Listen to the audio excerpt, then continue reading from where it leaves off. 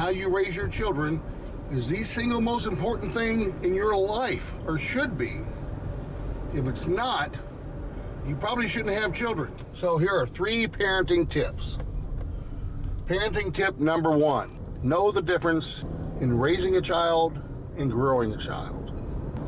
It is your job and responsibility to help raise that child to be a productive, successful, thriving, surviving citizen without you. The goal is to raise that child and develop socially, emotionally, mentally, physically, and that's spiritually.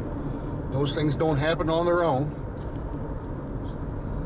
They have to be taught, but it's your job. It's not the coach, it's not the teacher, it's not the neighbor. It's your primary job, your responsibility. That's your goal. Raise your child. You don't just grow it. Put thought into it. If you don't know the answers, go find them. Go find them out. Use your resources. None of us were born with a know-how of how to raise a child. None of us. None of us have that ability immediately. You have to find out. Humble yourself and ask questions. It's the most important job you'll ever have, is raising your kid or kids. And realize you're limited. We're all ignorant. We all have to learn. I'm still learning. Parenting tip number 2 is make sure your discipline is productive. Disciplining and punishing, you punish, you want somebody to pay. You want to inflict punishment on someone. You want them to suffer. With your child, you want to discipline, not punish.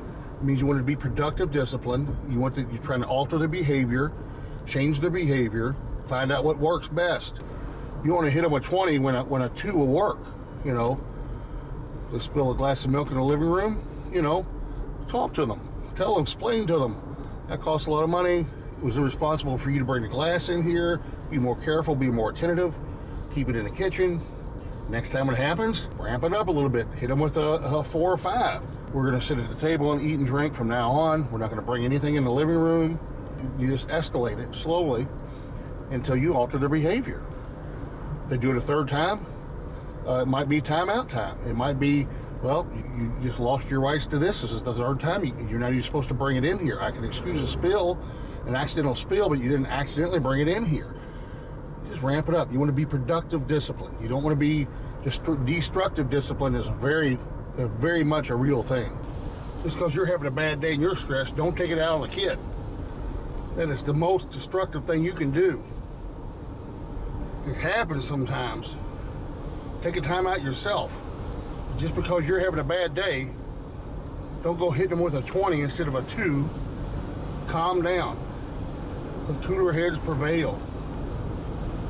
You deserve it, and they definitely deserve it. Make sure you're productive. You can't be productive if you're having that discipline when you're mad or angry. And parenting tip number 3, help them grow by showing them how you're growing. Share with them your shortcomings and help them understand how they're supposed to work on their shortcomings. And you're never done. We always grow. You know, I can share with my kids right now. With me today, I need to work on, obviously, my self-discipline when it comes to my food intake. I'm a fat guy. That's obviously something I need to work on. I need to work on my social skills, have more empathy towards certain people. I need to make sure I make a constant effort not to look down on some people, not to idolize others who are famous and rich. We all have to work on those things and share with them things that you're working on. Maybe you're shy. I have to make a point of greeting the cashier and being friendly and engaging in small conversation. I have to make sure I say thank you and not just walk away.